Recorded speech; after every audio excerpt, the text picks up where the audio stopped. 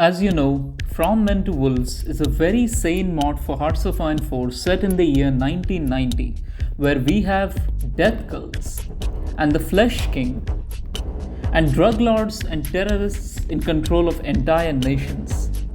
But how did we get here? How did we get to this garden of insanity? It all started shortly after World War II, as the Western Allies and the Soviet Union launched Operation Unthinkable against each other.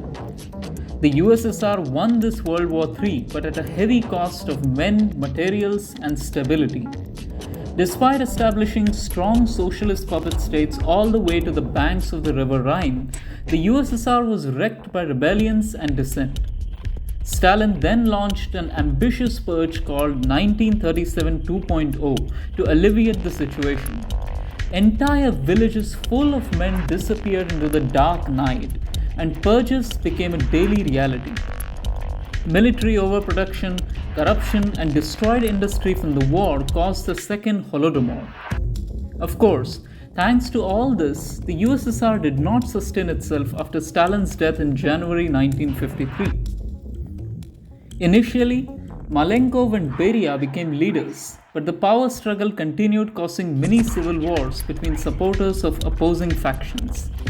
Eventually, by March 1953, Nikolai Bulganin took over as a compromise candidate. Then in September 1954, the Torsk military experiments went out of control and several nuclear bombs detonated and leaked radiation into rivers and atmosphere. Thanks to this catastrophe, Soviet agriculture entered a new dark age, as the harsh measures implemented throughout the country barely helped to both hide and alleviate the problem. By March 1956, the Soviet economy entered into a deep recession thanks to a series of droughts and uprisings in Eastern Europe. To boost his popularity, Bulganin, with support from some Liberal Party members, released a document regarding the issue of Stalin's cult of personality. But this document backfired quickly and greatly, as the hardliners ousted Bulganin and Lazar Kaganovich was named the new premier. Kaganovich attempted to become Stalin 2.0, but mostly failed and instead ended up instilling raw terror among Soviet citizens until, on October 25, 1958, when he went out with a bang, literally. Because during the anniversary of the October Revolution, a massive bomb planted by Banderite terrorists exploded in Red Square, killing most of the top leadership, including Kaganovich. After such a disaster, Ivan Serov and his faction of the security services formed a temporary leadership, even as mass uprisings all over Central and Eastern Europe racked the Warsaw Pact.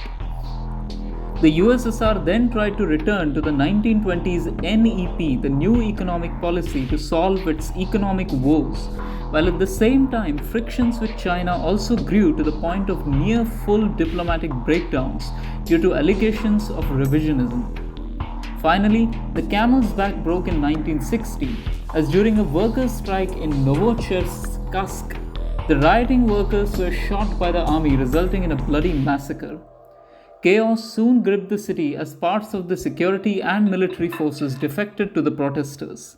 Soon, this wave of rebellion spread to other towns like Stavropol, Rostov, and Stalingrad, which had once been renamed to Volgograd by Bulganin but restored by Kaganovich. Next, the Baltics, the Caucasus, and Ukraine were also embroiled in massive rebellions supported by the Western powers. During this time, Yugoslavia also dissolved in the fires of ethnic strife. Within less than a year, the Soviet government collapsed, with the Committee for the Liberation of the Peoples of Russia and the Russian Liberation Army stepping in to fill the void. The remnants of the Soviet government, still under Ivan Serov, retreated behind the Urals. At the same time, all Soviet puppet states in Eastern Europe were overrun by Western intervention and internal collapse. By 1962, the new White Russian government pushed the Reds almost to the city of Omsk, but met harsh resistance in the urban centers of Siberia, which became fortresses of socialism. After that, it was nuclear war, baby. Nobody wanted World War IV, so both sides engaged in limited but open nuclear strikes. one after the other. On one hand, the USSR supported by China, and on the other hand, the whites supported by the West. After numerous nuclear strikes, the war eventually became a stalemate. Millions had died, and Russia became a grave. However, after the end of the war came a newfound prosperity for Central and Eastern Europe, as the liberated states began large scale economic liberalization and attracted investments from Western superpowers. Between the mid 1960s and the early 1980s, due to them having large populations, poor economic conditions, and many remnants of the former USSR industry, the states of Central and Eastern Europe became a paradise for Western economics and mega corporations. American culture and aesthetic began to spread, and Western soft power reached its zenith. However, despite a rapid economic growth, which reached 6 to 12% per year, the shock liberalization caused economic inequality and the rise of oligarchies in many of these newly liberated states. But many did not pay attention due to growing life standards, as the bomb ticked underneath their feet. Shortly after the war, Ivan Serov disappeared under mysterious circumstances and was replaced by the Maoist pro-China clique under Alexei Razlatsky. Thus, the remaining USSR became a weak Chinese puppet state completely dependent on China. In the 1970s and 80s, the USSR also attempted a cheap imitation of the Cultural Revolution in Siberia. But bruh, there was nothing old to destroy in the icy wastes. But what about the real Russia? The Russia of the whites? In 1965, with the war over, Andrei Vlasov, the new president, focused on internal matters of the new Russian Republic.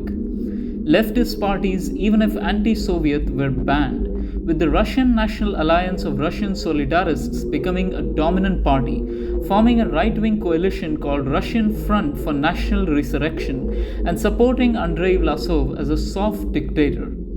Solidarist economics mixed with large American European investments gave an economic boom for the Russian Republic. In 1974, Vlasov died and was succeeded by a series of weak leaders like Fyodor Trukhin and then Count Grigory Pavlovich Lambsdorff in the late 1980s, all attempting to hold together the post-war equilibrium and hoping against hope that another civil war doesn't break out.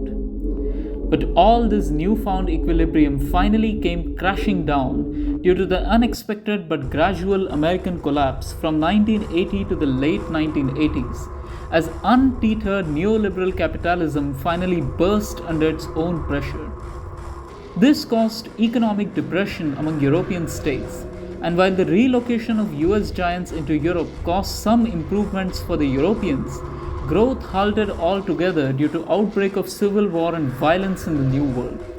In Europe, this caused both far left and far right resurgence as radicals declared radical solutions for problems, decrying both the West and the East, the capitalists and the communists, for having failed at making the world a place worth living. Thus, we come to the 1990s, or the year 1990, as neo-paganists, Europeanists, and ultra-nationalists are rising. And now the future of Europe is uncertain. From men to wolves.